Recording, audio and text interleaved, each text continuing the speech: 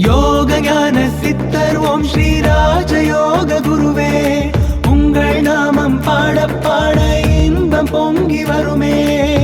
தெய்வீக திருவுருவே தேடி வந்தோமே, தெய்வமான மெய்ப்பொருளை காண வந்தோமே. தெய்வீக திருவுருவே தேடி வந்தோமே, தெய்வமான மெய்ப்பொருளை காண வந்தோமே.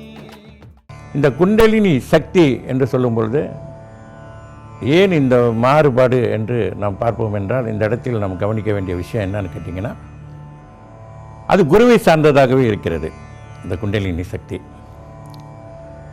ஆக இந்த குண்டலினி சக்தி அளிக்கக்கூடியவர் அல்லது அந்த குண்டலினி சக்தி எழுப்பக்கூடியவங்க எப்படிப்பட்டவங்க என்பதை பொறுத்து தான் நாம் அந்த குண்டலினி சக்தியை உணர்ந்து கொள்ள முடியும்.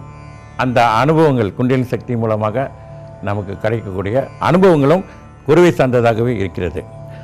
ஆக உண்மையான நிலை பெற்ற ஒரு குருவினிடத்திலிருந்து அந்த குண்டலினி சக்தி எழுப்பப்பட்டால் நிச்சயமாக நாம் யோகத்தில் சொல்லிய அல்லது சித்தர்கள் வழியிலே சொல்லப்பட்ட அனைத்து அனுபவங்களும் நமக்கு வந்து சேரும்.